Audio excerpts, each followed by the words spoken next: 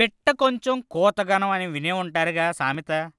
అలాంటిదే గుజరాత్‌లో కూడా ఒక సంఘటన చోటు చేసుకొని ఇప్పుడు సంచలనాన్ని సృష్టిస్తుంది. అదేంటంటారా? చెప్తా.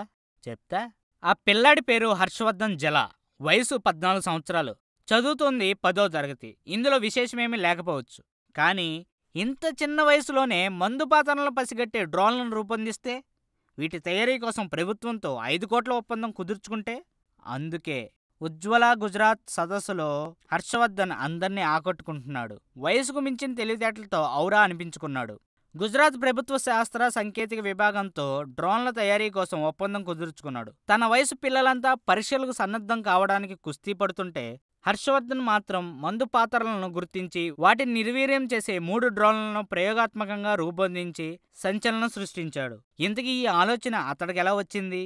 ఒకసారి టీవీ చూస్తున్నప్పుడు యుద్ధ రంగంలో మందు పాత్రలను నిర్వీర్యం చేస్తుండగా పెద్ద సంఖ్యలో సైనికులు మరణిస్తున్నట్టు తెలుసుకుని చలించిపోయాడు. వెంటనే మందుపాత్రలను తయారు చేసే డ్రోన్ల తయారీపై దృష్టి సారించాడు.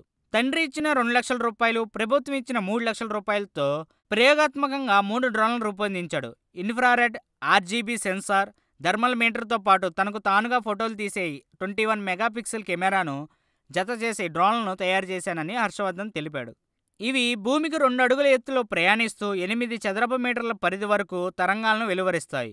ఈ తరంగాలు మందుపాత్రలను గుర్తించి ఆ సమాచారాన్ని సమీపంలోని స్థావరానికి చేరవేస్తాయి. ఈ డ్రోన్లు 50 గ్రాముల బరువుండే బాంబును కూడా మోసుకెళ్లగలవని, వీటిని మందుపాత్రలను నాశనం చేయడానికి ఉపయోగించుకోవచ్చని హర్షవర్ధన్ వివరించాడు. ఇప్పటికే వీటి పేటెంట్ కోసం నమోదు చేశానని, ఏరోబిక్స్ పేరుతో సొంత కంపెనీని ఆరంభించానని తెలిపాడు. ఇదంతా వింటుంటే నిజంగానే మనం మొట్టమొదట చెప్పుకున్న సామెత నిజమే అనే అనిపిస్తుంది.